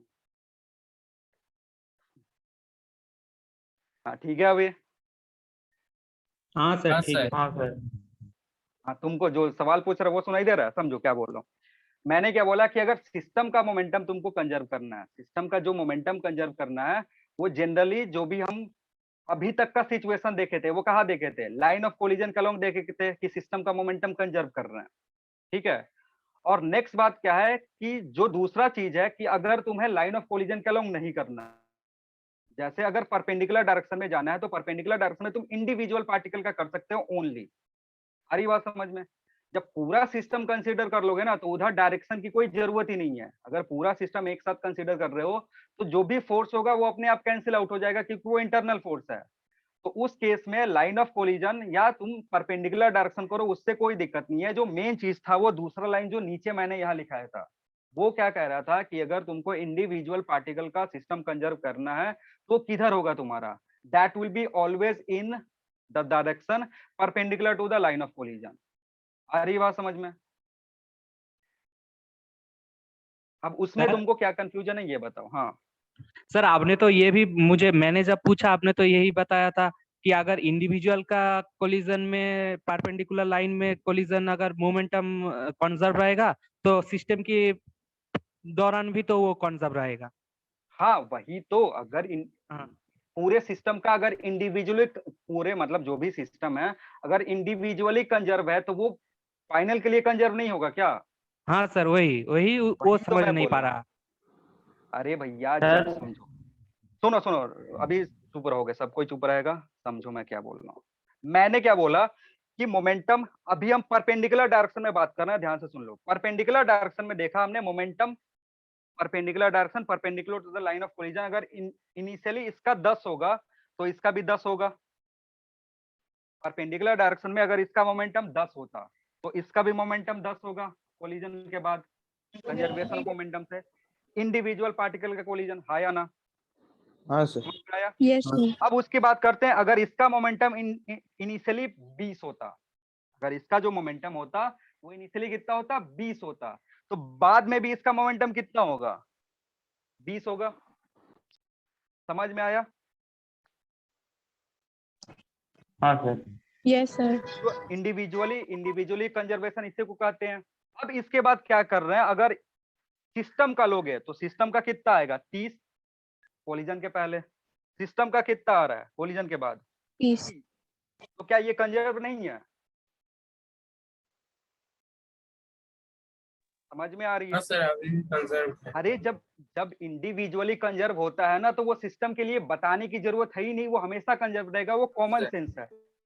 इंडिविजुअली अगर कंजर्व रहेगा, इंडिविजुअली अगर कंजर्वेशन है, उसी से सिस्टम बना रहे हो, तो फिर कहने की बात ही नहीं है, वो हमेशा कंजर्व ही रहेगा फॉर द सिस्टम, वो कॉमन सेंस है। आ रही बात समझ में? अब ये इसका कंजर्व है, इसका कंजर्व है सर, इसका और इसका कंजर्व है, तो हम क्या सिस्टम के लिए कंजर्व नहीं बोल सकते? दोनों को ऐड करो कितना आ रहा है, 30। कितना आ रहा है, 30। तो इसमें क्या समझाना है जो तुमको नहीं समझ में आ रहा है? बोलो बोलो, क्या इसमें समझाना था? आप जो बोला सर, वो momentum conservation of the individual particle और to the perpendicular line of collision, वो सर पैरेलल क्यों नहीं दे रहा है? अरे भैया, तो वही तो कह रहा हूँ, उसमें कहने की जरूरत ही नहीं है, क्योंकि जब इंडिविजुअली वो कंजर्व है, तो हमें फिर क्यों कहने का जरूरत है कि वो सिस्टम के लिए भी कंजर्व होगा? अरे वही तो बोल रहा हूँ ना, ये कॉमन सेंस है कि अगर इंडिविजुअल कंजर्वेशन अप्लाई हो रहा है बिफोर कोलिजन और आफ्टर कोलिजन, तो फिर वो सिस्टम के लिए कंजर्व रहेगा ही, एक्सटर्नली सिस्टम के लिए। लेकिन ऐसा जरूरी नहीं है कि अगर सिस्टम का कोलिजन कंजर्व है तो इसका मतलब इंडिविजुअली भी कंजर्व रहेगा। समझ में आ रही है? बोलो। हाँ सर। अरे पूरा टाइम इसी में खा जाओगे क्या? इतना मुश्किल है क्या ये? इतना मुश्किल है नहीं जितना कंफ्यूजन तुम लोग क्रिएट कर रहे हो कि सर इंडिविजुअल कंजर्वेशन आप कर दिए तो सिस्टम का कंजर्व क्यों बोल रहे हैं, या सिस्टम का कंजर्व बोल रहे हैं तो इंडिविजुअल कंजर्वेशन क्यों बोल रहे हैं? अरे भैया, इंडिविजुअल कंजर्व है तो सिस्टम का तो होगा ही, उसमें कहने की बात ही नहीं है। समझ में आ रही है? और सिस्टम का जो है, सिस्टम का हमेशा हम लाइन ऑफ कोलिजन के अलोंग ही कंजर्व कर सकते हैं, उसको तुम परपेंडिकुलरली सिस्टम का कंजर्व कर ही नहीं सकते हो। इसीलिए मैंने लिखा था कि अगर सिस्टम का कंजर्वेशन करना है तो सिस्टम का कंजर्वेशन हम हमेशा किधर से सोचते हैं, लाइन ऑफ कोलिजन से सोचते हैं। और अगर तुम्हें इंडिविजुअल कंजर्वेशन करना है तो इंडिविजुअल कंजर्वेशन हम किधर से सोचेंगे, individual perpendicular to the line of collision सोचेंगे। आ रही बात समझ में? लेकिन इसके साथ ऐसा कोई रिस्ट्रिक्शन नहीं है कि परपेंडिकुलर लाइन ऑफ कोलिजन से क्या करेंगे, किसका सर? क्या? सर इंडिविजुअल के परपेंडिकुलर लाइन ऑफ कोलिजन के क्यों सोचेंगे? वो तो पैरेलल भी क्यों नहीं हो रहा? अरे भाई, तुम पागल हो गए हो क्या? इंडिविजुअल, मैं यही तो कब से बता रहा हूँ कि जब perpendicular to the line of collision करते हैं तो वो इंडिविजुअल कंजर्वेशन की जरूरत पड़ती है, because in that direction there is no force acting on the particle. सारा चीज समझा दिया कि परपेंडिकुलर इंडिविजुअल कोलिजन क्यों कर रहे हैं, क्यों कर रहे हैं। कितना देर बाद, 54 मिनट बाद तुम ये सवाल पूछ रहे हो कि वाई सर हम परपेंडिकुलर कर रहे हैं इंडिविजुअल कोलिजन। क्यों? कोई स्टूडेंट बताएगा क्यों कर रहे हैं हम individual conservation perpendicular to the क्योंकि लाइन ऑफ फोर्स कोलिजन? तो हाँ sir sir. Line of collision के अलोंग रख रहा है, और परपेंडिकुलर कोई फोर्स ही नहीं परपेंडिकुलर तो एक्टिंग कोई कर रहा है। फोर्स ही नहीं कोई लग रहा है, फोर्स नहीं इसलिए है मोमेंटम तो परपेंडिकुलर कंजर्व डायरेक्शन में। रहेगा। अरे तो इतने बच्चे समझ गए, तुमको क्या दिक्कत है? यहाँ अबाउट जितने भी बच्चे बोले ना, मतलब मैंने अभी जो पहले समझाया, एक दो बार बोला, उसी पे सब समझ गए। तुमको क्या दिक्कत आ रही है? क्यों इंडिविजुअल कोलिजन हम लाइन परपेंडिकुलर कर रहे हैं? अब तुम बोलो, इतने बच्चे बोले हैं ना, अब बताओ क्यों कर रहे हैं? अरे क्लास ही यही से स्टार्ट किए हैं, क्वेश्चन करवाने के बाद क्लास यही से स्टार्ट किए हैं कि वाई इंडिविजुअल पार्टिकल का कोलिजन हम, अरे यार, इंडिविजुअल पार्टिकल का कंजर्वेशन मोमेंटम हम लाइन ऑफ कोलिजन के परपेंडिकुलर क्यों कर रहे हैं, यही से क्लास स्टार्ट किए हैं। मतलब जो सवाल करवाने के बाद, और वहीं पे जाकर के दोनों नोट लिखाए थे कि जो लाइन ऑफ कोलिजन के अलोंग सिस्टम का कंजर्वेशन ज्यादातर हम सोचते हैं, क्योंकि उधर तुम इंडिविजुअल कंजर्वेशन नहीं कर सकते हो। जब भी लाइन ऑफ कोलिजन के अलोंग मोमेंटम कंजर्व करने को बोलेगा तो हम किसकी बात करेंगे? जब भी लाइन ऑफ कोलिजन के अलोंग बात होगा कंजर्वेशन ऑफ मोमेंटम का, तो हम सिस्टम की मोमेंटम कंजर्व करेंगे। वही चीज मैंने लिखा लेता कि लाइन ऑफ कोलिजन के अलोंग सिस्टम का momentum conservation, perpendicular to the collision individual conservation. नहीं समझ में आया? ठीक है सर। ठीक है, नहीं अब समझ में ही नहीं आ रहा है तुमको, इतना छोटा चीज नहीं समझ में आ रहा, अब क्या ही कर सकते हैं, क्योंकि 80% बच्चे समझ चुके हैं। एक बार और सारे बच्चे बोल देंगे क्यों कंजर्व हो रहा है परपेंडिकुलर इंडिविजुअली? क्योंकि सर परपेंडिकुलर में कोई फोर्स ही नहीं लग रहा है। फोर्स कोई जीरो है फोर्स क्यों नहीं? Perpendicular direction. क्यों नहीं लग रहा है कोई फोर्स परपेंडिकुलर डायरेक्शन में इंडिविजुअल पार्टिकल पे? क्योंकि 90 डिग्री में कोई फोर्स का कंपोनेंट नहीं होता। हाँ, क्योंकि जब दो पार्टिकल कोलाइड करते हैं तो हमेशा जो फोर्स उनमें लगता है that acts along the direction parallel to the line of collision. ठीक है, फिर इतना पढ़ाने का कोई मतलब ही नहीं हुआ जब तुम पहला ही चीज जो पता है वही नहीं समझे हो। ठीक है, बाकी लोगों को समझ में आ रहा है ना? तो जब भी लाइन ऑफ सर। कोलिजन की हाँ, बात सर। करें, लाइन ऑफ कोलिजन की बात करेंगे, कहाँ का कौन सा मोमेंटम कंजर्व करोगे तुम? लाइन ऑफ कोलिजन के अलोंग हम कौन सा मोमेंटम कंजर्व कर सकते हैं? सिस्टम का Conservation of momentum system. Conserve कर सकते हैं। सिस्टम जो यार मैंने यहाँ लिखा हुआ था, मुझे याद है कि मैंने यहाँ लिखा हुआ था कि अगर सिस्टम का मोमेंटम कंजर्व करना होगा तो हम किसके थ्रू जाएंगे? लाइन ऑफ कोलिजन के। Along the line of line of collision के अलोंग कभी भी बोले collision. लाइन ऑफ कोलिजन के अलोंग मोमेंटम कंजर्व करो तो हम कौन सा मोमेंटम कंजर्व करेंगे? हमेशा सिस्टम का System का. अगर बोलेगा perpendicular to the line of collision, और परपेंडिकुलर वाला चीज Individual तभी का। आता है इंडिविजुअल बॉडी। जब हम ऑब्लिक कोलिजन की बात करेंगे, ऑब्लिक कोलिजन की बात करेंगे तभी परपेंडिकुलर वाले की जरूरत पड़ेगी, नहीं तो पड़ेगी भी नहीं। ठीक है ना? ऑब्लिक की बात नहीं करते, हेड ऑन करेंगे तो हेड ऑन में ये सारा चीज कुछ होता ही नहीं है, तो उधर हम इंडिविजुअल का कंजर्व कर सकते हैं। तो वही सबसे पहले मैंने क्या लिखा? सिस्टम का कंजर्व करा। सिस्टम का कंजर्व किधर करा? सिस्टम का अगर मोमेंटम कंजर्व करते हो तो उसके लिए मैंने 3 इक्वेशन लिखा, ये वेक्टर फॉर्म में, और दूसरा लिखा था मैंने कंपोनेंट पैरेलल और कंपोनेंट परपेंडिकुलर, ऐसा लिखा था। ठीक है, समझ में आ रहा है? हाँ सर। Yes. हाँ अब सर। ये सारी चीजें है ना, ये सिस्टम के कंजर्वेशन से इक्वेशन मिला कितना, इस इक्वेशन को दो फॉर्म में ब्रेक कर दिए। अब हमारा नेक्स्ट काम क्या था? अब हम कंजर्व करेंगे इंडिविजुअल मोमेंटम, जिसकी शायद मैंने हेडिंग लिखा दी है, कंजर्वेशन ऑफ मोमेंटम किधर के along? Perpendicular to the line of collision, या फिर टेंजेंशियल उसको बोलते हैं डायरेक्शन। Tangential direction. तो जब उधर करोगे ना, समझ लो, जब उधर करोगे तो इंडिविजुअल पार्टिकल का कर सकते हो, मतलब फॉर मास 1, अगर मास 1 की बात करें, मतलब मास m1 की बात करोगे, तो ब्रेक अगर करते हैं तो इधर कौन सा कंपोनेंट लिया था मैंने? u1 cos अल्फा 1 लिया था। ठीक है, Cos ये तुम्हारा लाइन ऑफ कोलिजन था। और इधर लिया था m1 के लिए मैं b1 cos B1 cos beta 1 लिया था। ठीक है, तो अगर इसका मास m1 है, इसका मास m1 है, तो मोमेंटम अब कंजर्व होगा इस डायरेक्शन और इस डायरेक्शन में, इसलिए हम क्या लिखेंगे? मास 1 के लिए लिखेंगे m1 u1 cos अल्फा 1 बराबर होगा m1 v1 cos बीटा 1 के। ये मास 1 का मोमेंटम है, कोलिजन के पहले कोलिजन के बाद, क्योंकि इसकी जो वैल्यू रहेगी वो सेम रहेगी। समझ में आ रहा है? हाँ सर। ठीक है, हाँ सर। देखो इसमें बस मास 1 ही दिख रहा है, क्योंकि मास 1 के लिए मोमेंटम कंजर्व करें किधर की तरफ? Perpendicular direction. सिमिलरली मास 2 के लिए, फॉर मास 2 के लिए ये m2 है, ये u2 था, ये 2 था, इधर 2 और इधर 2 था। तो अब मास 2 के लिए क्या लिखोगे तुम? बोलो m2 इस कंपोनेंट में u2 cos अल्फा 2 बराबर किसके होगा? M2 V2 M2 v2 V2 cos alpha beta 2। cos beta 2। ठीक है, ये किसके चलते आया? पार्टिकल 2 का मोमेंटम कंजर्व कर रहा है, बट किस डायरेक्शन में है? पार्टिकल 2 का मोमेंटम कंजर्व करा कौन से डायरेक्शन में? Tangential direction.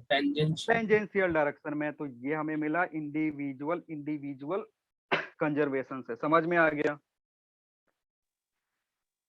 यहाँ तक किसी को कोई दिक्कत है? No sir. नहीं है ना? नहीं सर. अब ये इक्वेशन मिल गया। यहाँ पे अब एक सवाल पूछ रहा हूँ, क्या यहाँ पे हम Newton's law of collision apply कर सकते हैं? क्या हम यहाँ पे Newton's law of collision apply कर सकते हैं? कोलिजन है, कोलिजन के लिए न्यूटन ने अपना लॉ दिया था, तो क्या उसको हम यहाँ पे अप्लाई हाँ कर सर, अप्लाई कर सकते हैं। कैसे अप्लाई करोगे? लाइन ऑफ कोलिजन के लाइन ऑफ कोलिजन के Collision के along, लाइन ऑफ कोलिजन के along जो भी वेलोसिटीज है वहां से हम अप्रोच वेलोसिटी और वेलोसिटी ऑफ सेपरेशन निकाल सकते हैं। और उसके बाद जैसे ही वेलोसिटी ऑफ अप्रोच और वेलोसिटी ऑफ सेपरेशन निकल जाएगा, उसके बाद तुम उसको यूज कर सकते हो for Newton's law of collision. आ रही बात समझ में?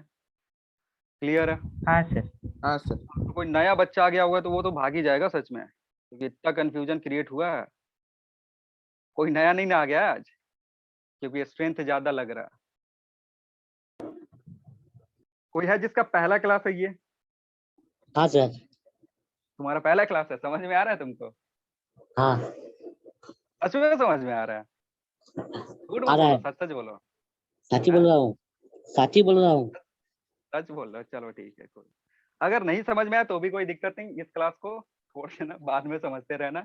नेक्स्ट क्लास होगा वहां से सोचना समझना, क्योंकि नेक्स्ट क्लास में तुम्हारा अगला चैप्टर स्टार्ट होगा। ये एक तरीके से मतलब चैप्टर का लास्ट टॉपिक है। तो अगर इसके पहले का कुछ नहीं समझे हो तो ये तो ऐसे ही भी नहीं समझना है, तो परेशान मत होना। और ऊपर से आज ये सर ऑब्लिक कोलिजन में सर क्वेश्चन नहीं कराएंगे?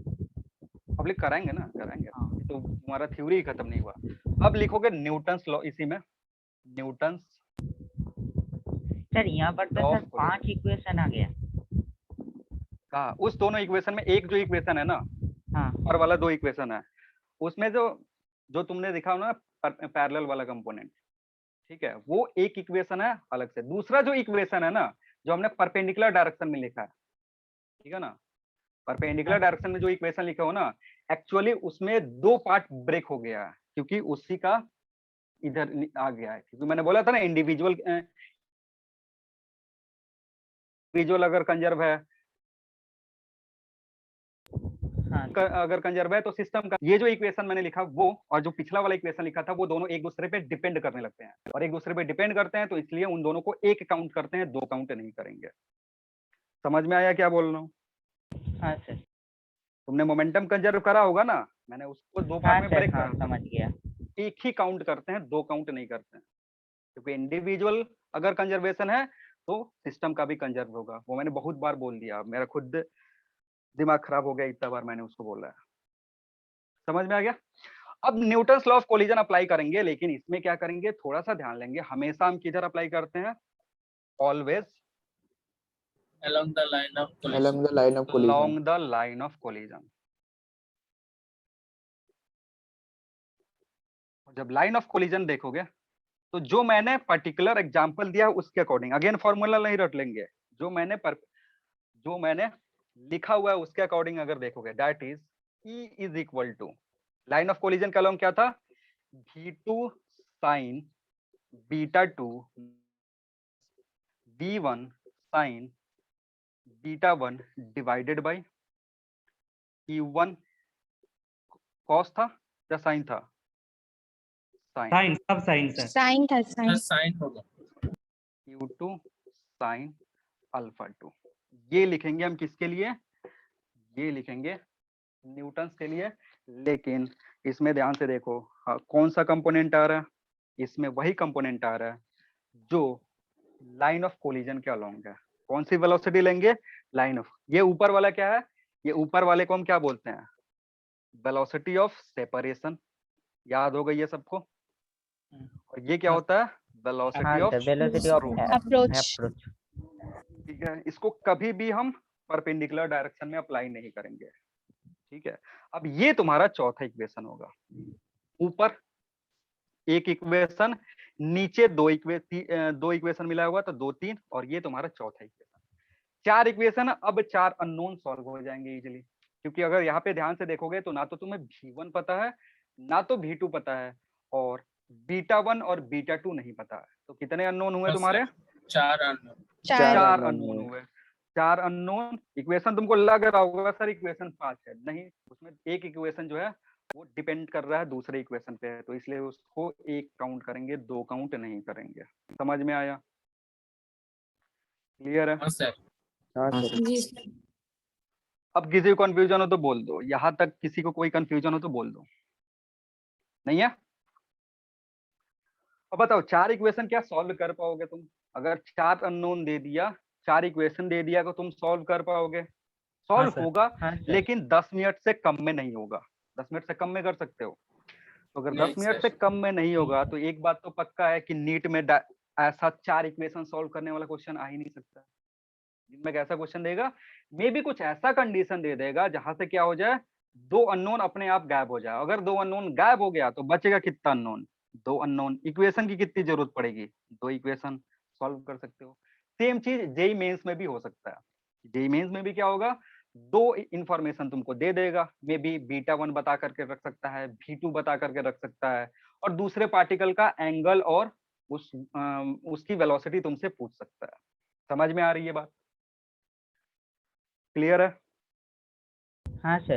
अब यहाँ पर हाँ भी एक सर। स्पेशल केस है, यहाँ पर भी एक स्पेशल केस है, वो डिस्कस कर लेंगे। लिखना स्पेशल केस, ये तुमसे पूछ सकता है डायरेक्टली। तो अगर डायरेक्टली पूछ रहा है तो इसमें ज्यादा कुछ करने की जरूरत नहीं है। पूछा भी है, ये एक दो बार पूछा भी है, मे बी रिपीट भी कर सकता है, क्योंकि ऑब्लिक कोलिजन में यही एक तुम्हारा स्पेशल केस बनता है।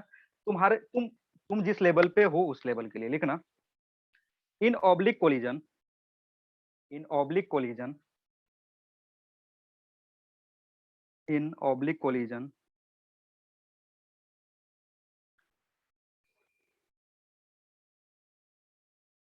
in oblique collision, if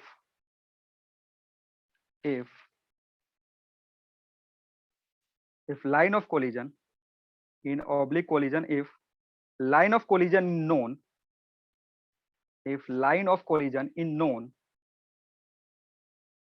is known,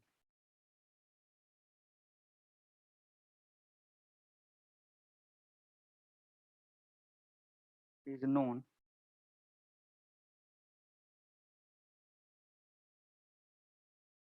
velocities, velocities, sir if line of collision is known, if उसके line बाद of collision is known, velocities, velocities, velocities along this direction, velocities along this direction, velocities along this direction, along this direction will get interchange, will get interchange, will get interchange,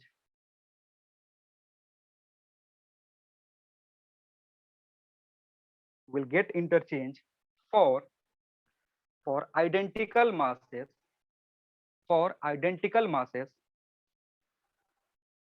for identical masses, for identical masses, and velocity, and velocity, and velocities perpendicular to this line of collision, and velocities perpendicular to this line of collision, velocities perpendicular to the line of collision will remain, will remain, will remain constant or unchanged, will remain constant or unchanged for elastic collision, will remain constant or unchanged, or unchanged for elastic collision. समझना क्या बोल रहा हूँ? एक जो first half है ना, वो तुमको पहले ही मैंने समझा के रखा हुआ है। फर्स्ट जो हाफ है, फर्स्ट हाफ में मैंने बोला कि अगर पार्टिकल ऑब्लिकली कोलाइड कर रही है और लाइन ऑफ कोलिजन तुमको पता है, तो उस डायरेक्शन में आइडेंटिकल पार्टिकल्स के लिए जो वेलोसिटी है वो क्या होगा, इंटरचेंज हो जाएगा। सेम चीज हमने कहाँ पढ़ा था, हेड ऑन कोलिजन में, कि अगर हाँ ये सर, हाँ। मास 1 kg का है, ये Plastic mass head 1 on kg होगा। का है। हाँ, ये अगर 3 मीटर पर सेकंड से चल रहा था, ये अगर 4 मीटर पर सेकंड से चल रहा था, तो इनका कोलिजन exchange के हो बाद जाता है। ये 3 से चलने लगता है और ये 4 से चलने लगता है। समझ में आ रहा है? तो लाइन ऑफ कोलिजन के अलोंग ही ये इंटरचेंज टेक्स प्लेस होगा, लेकिन इसके परपेंडिकुलर डायरेक्शन में अगर जाओगे, लाइन ऑफ कोलिजन के परपेंडिकुलर डायरेक्शन में जाओगे ना, तो उधर का जो भी वेलोसिटी कंपोनेंट होगा दैट विल रिमेन कांस्टेंट, वो चेंज नहीं होगा। उसका चेंज नहीं समझना। होगा। हाँ, अगर तुम इसको ब्रेक कर रहे हो, इधर मिल रहा था अगेन इसको मान लो 5 मीटर पर सेकेंड, मतलब अभी ये ऑब्लिक कोलिजन में मैं चेंज कर रहा हूँ, तो जब ऑब्लिक कोलिजन में मैंने वेलोसिटीज को चेंज करा तो मैंने देखा कि 4 मीटर पर सेकेंड लाइन ऑफ कोलिजन के अलोंग है, 5 मीटर पर second perpendicular to the line of collision है for particle which one, for mass 1। Mass 2 की अगर बात करते हैं तो 3 मीटर पर सेकेंड किधर के अलोंग है, लाइन ऑफ कोलिजन के अलोंग। यानी गिवन क्वेश्चन में लाइन ऑफ कोलिजन कैसे दिया है, line of collision is given horizontal, और अगर मैं परपेंडिकुलर इसकी वेलोसिटी, तो ये आ रहा था मान लो अगेन 3 मीटर पर सेकेंड। तो जब कोलिजन की बात देखोगे ना, तो लाइन ऑफ कोलिजन के अलोंग जो भी वेलोसिटीज है that will get interchange, clear है? But velocities which are perpendicular to the line of collision they will remain constant, मतलब इसके पास 5 पहले था परपेंडिकुलर डायरेक्शन में, तो अभी भी 5 ही रहेगा। इसके पास कितना था परपेंडिकुलर डायरेक्शन में, 3 था, तो अभी भी कितना रहेगा, 3 ही रहेगा। 3 ही रहेगा। समझ में आ रहा है? क्यों? क्योंकि इंडिविजुअली इस डायरेक्शन में मोमेंटम कंजर्व होता है, इंडिविजुअली इस डायरेक्शन में मोमेंटम, अगर इसका मास मान लो 1 kg है तो 1 into 5, इसका मास 1 kg है तो 1 into 5, in which direction, perpendicular to the line of collision. समझ में आ रहा है? तो देखो हाँ ये सर। सारी चीजें अगर ये तुमको पता रहेगा ना, तो बाकी कैलकुलेशन करने का जरूरत नहीं है, तुम वेलोसिटी डायरेक्टली प्रिडिक्ट कर सकते हो। और इसी टाइप का तो क्वेश्चन तुमसे पूछेगा, क्योंकि वो नहीं चाहेगा कि तुम कैलकुलेशन करो। तुम्हारे लिए क्या होता है, ज्यादा से ज्यादा 2 मिनट का टाइम देगा तुमको, तो 2 मिनट में ये चीजें आराम से कर सकते हो। देखो इसके लिए पेन उठाने की भी जरूरत नहीं पड़ी, इंटरचेंज हुआ, इंटरचेंज कर दिया वेलोसिटी। अब उस केस में तुमसे पूछेगा what is the net velocity of this body, तो अगर इसका नेट वेलोसिटी पूछ रहा है, तो अब 3 मीटर हॉरिजॉन्टल डायरेक्शन में, 3 मीटर पर सेकंड हॉरिजॉन्टल डायरेक्शन में, 5 मीटर पर सेकंड वर्टिकल डायरेक्शन में, तो इसका जो नेट निकालोगे that will B how much, √5 square 3 square plus 5 square. Clear है? समझ में आया सबको क्या बोल रहा हूँ? तो ये तुम्हारा हाँ एक सर। नोट है, एक नोट और लिखोगे, फिर उसके बाद क्लास खत्म करते हैं। मतलब स्पेशल केस में ही एक दूसरा केस है, वो भी लिख लो।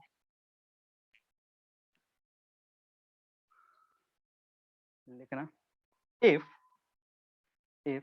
collision between two particles, two identical particles, if collision between two identical particles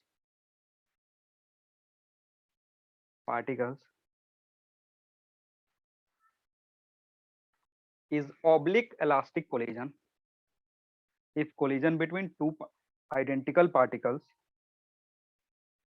if collision between two identical particles is oblique elastic, is oblique and elastic, is oblique and elastic, and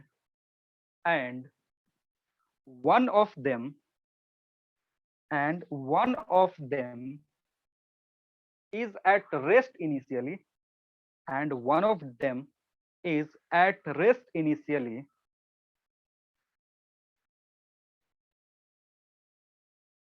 one of them is at rest initially, then after collision, these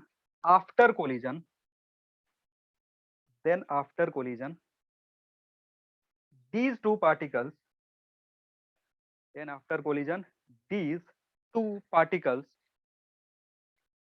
will move in perpendicular direction,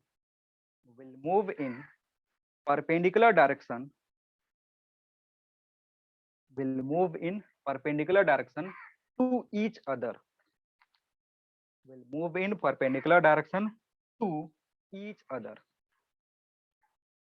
time ज्यादा हो गया क्या? चलो ये जल्दी से करके will move in perpendicular direction to each other। समझ में आ गया?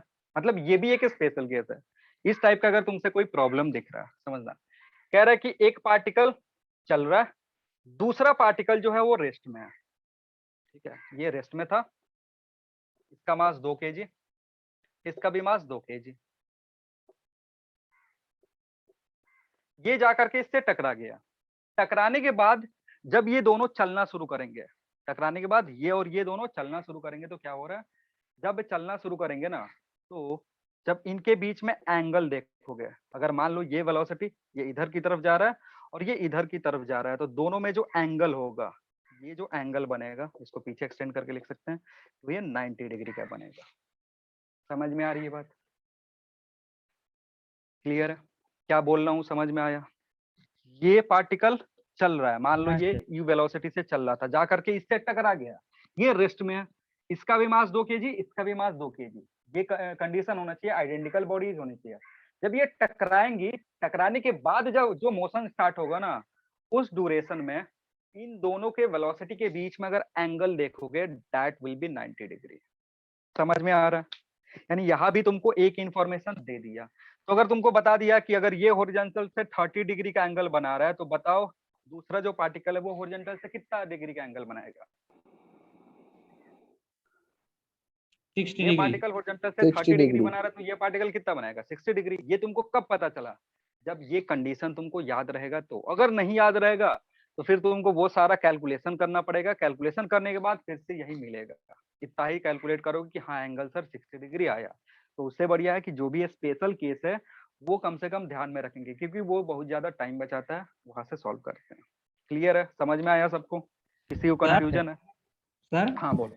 वो जो केस नंबर 1 बताए थे वो इलास्टिक कोलिजन है या इलास्टिक कोलिजन नहीं है? इलास्टिक कोलिजन है। Okay sir. तभी तो वेलोसिटी इलास्टिक इंटरचेंज हो रहा है। Velocity okay. इंटरचेंज सोचो कब हो रहा था? हेड ऑन में। हाँ इलास्टिक। Elastic collision. तो वेलोसिटी इंटरचेंज होने के लिए कंडीशन होना चाहिए कि अगर along the direction of collision, line of collision, अगर वेलोसिटी इंटरचेंज हो रहा है तो collision must be what? It should be elastic collision. ठीक है ना? हाँ सर। और बाकी जो परपेंडिकुलर वाला साइड है उससे तो कुछ सोचना ही नहीं है, वो तो वेलोसिटी कुछ नहीं करेगा, जितना पहले था उतना ही रहेगा। ठीक है ना? क्योंकि उस डायरेक्शन में कोई फोर्स ही काम नहीं कर रहा है, तो अगर फोर्स काम नहीं करेगा कोई चेंज नहीं होगा। कोई कंफ्यूजन? जिसको बहुत ज्यादा डाउट हो रहा था, अभी ये सारी चीजें समझ में आ रही है कि वो भाग गया है कि चला गया वो? हाँ सर। इतना देर कैसे चुप रह गए तुम? नहीं कोई नहीं, कंफ्यूजन नहीं आना सर, मेरे ठीक है। सर वो नेटवर्क की वजह से ना आपके बात फास्ट से सुनाई नहीं, प्रॉब्लम हो रहा था। अच्छा कोई ना, फिर वीडियो उसमें यूट्यूब पे देख लेना, समझ में आ जाएगा। जो कंफ्यूजन है वो यूट्यूब से दूर कर सकते हो। बार बार पूछोगे ना तो टाइम लगता है, इसलिए थोड़ा सा, ऐसा नहीं है कि बताएंगे नहीं, बताएंगे, लेकिन वो बाकी लोगों का भी टाइम बर्बाद हो रहा है ना। एक तो क्लासेस तुम्हारी 1-1 घंटे की हो गई है, अगर ऐसे चलेंगे तो फिर सिलेबस खत्म होगा तुम्हारा नीट एग्जाम होने के बाद, उसके पहले भी तो खत्म करना है। तो डाउट आना अच्छी बात है, लेकिन अगर छोटे छोटे चीज पे, क्योंकि वो बहुत छोटा चीज था, उस पर इतना परेशान हो रहे थे, वो मुझे समझ में नहीं आ रहा था क्यों हो रहे हैं परेशान। ठीक है, चलो और कुछ डाउट या अगले क्लास में मिले? हमको लग रहा है ये डाउट करने के चलते एक बच्चा तो जरूर भागा है, पहले 20 दिखा रहा था, अभी 19 दिखा रहा है। हाँ बोल। सर अगर सर वो सेंटर ऑफ मास पे अगर फोर्स अप्लाई करे तो वो बॉडी का हमेशा ये सिंपल मोशन होगा? क्या मोशन? सिंपल मोशन होगा Simple? हमेशा? हाँ हाँ, सेंटर ऑफ मास पे अगर फोर्स लगाओगे तो वो उसका एक्सीलरेशन, उसी एक्सीलरेशन से सारे पार्टिकल मूव करेंगे। मतलब सेंटर ऑफ मास फोर्स लगाने का मतलब ये होता है ना कि तुमको ट्रांसलेशन दिखेगा। सेंटर ऑफ मास पे अगर फोर्स लगाओगे तो जो बॉडी है वो सिंपली ट्रांसलेट करेगा। इन दैट केस तुम फार्मूला लगा सकते हो सीधे ACM = F/m। और कहीं अदर सेंटर ऑफ मास को छोड़कर कहीं और फोर्स लगाओगे तो फिर बॉडी जनरल मोशन में चला जाता है। और general motion is combination of translation plus rotation, दोनों चीजें हो रही होंगी। हाँ। जैसे अगर ये रॉड है, सही सवाल पूछे हो, समझ लो, एक तुम्हारा रॉड है, ठीक है, ये रॉड का सेंटर ऑफ मास यहाँ पे है, अगर इस पे तुम हिट करोगे ना, सेंटर ऑफ मास पे तुम हिट करे तो रॉड ऐसे स्ट्रेट लाइन में मोशन करेगा, मतलब सारे पार्टिकल ऐसे मोशन करेंगे और रॉड कुछ देर बाद तुमको यहाँ पे दिखेगा। समझ में आया? हाँ ये है सर। सेंटर ऑफ मास पे फोर्स लगाने का फायदा। लेकिन अगर तुमने कहीं और फोर्स लगा दिया, मान लो तुमने यहाँ पे फोर्स लगाया, अब क्या होगा ना, ये रॉड ऐसा नहीं दिखेगा, मूव तो करेगा ही लेकिन साथ ही साथ रोटेट भी करेगा, और मे बी इसका अब जो पोजीशन होगा वो कुछ इस तरीके का होगा। समझ में आ रही है? हाँ तो सर। यानी अब मोशन कैसे हुआ होगा? अब मोशन ये पार्टिकल यहाँ पे, ये पार्टिकल यहाँ पे, ये पार्टिकल यहाँ पे, ऐसे मोशन हुआ होगा। ठीक है, तो ये इसको बोलते हैं general motion. General motion is a combination of translation as well as rotation. जो हम एक स्पेशल केस पढ़ते हैं जनरल मोशन का, रोलिंग मोशन। जब रोटेशन खत्म करेंगे ना, रोटेशन के लास्ट में एक टॉपिक होता है जिसको हम बोलते हैं rolling motion. And basically rolling motion is a combination of translation plus rotation, जिसको हम जनरल मोशन बोलते हैं। समझ में आ रहा है? तो रोलिंग हाँ मोशन सर। में दोनों कंसेप्ट यूज होता है, रोटेशन का भी कंसेप्ट यूज होता है, ट्रांसलेशन का भी कंसेप्ट यूज होता है। मतलब काइनेटिक एनर्जी अगर रोलिंग में निकालोगे तो काइनेटिक एनर्जी फॉर ट्रांसलेशन भी निकालना पड़ता है, काइनेटिक एनर्जी फॉर रोटेशन भी निकालना होता है। और कोई और कुछ नहीं सर। हो गया? हाँ सर। चलो, हाँ, अब आज के क्लास में अगर बहुत ज्यादा किसी को और भी डाउट होगा तो वो जा करके फिर से यूट्यूब पे वीडियोस देख लेना, सर डाल देंगे। और फिर भी नहीं समझ में आएगा तो नेक्स्ट क्लास में पूछ सकते हो, ऐसा नहीं है कि पूछना मना है, पूछो, कोई दिक्कत नहीं है, जितना सवाल पूछना है पूछ सकते हो। ठीक है ना? चलो बाय बाय, फिर मिलते हैं नेक्स्ट क्लास में। Thank you everyone. हाँ thank sir. You sir. Thank you sir.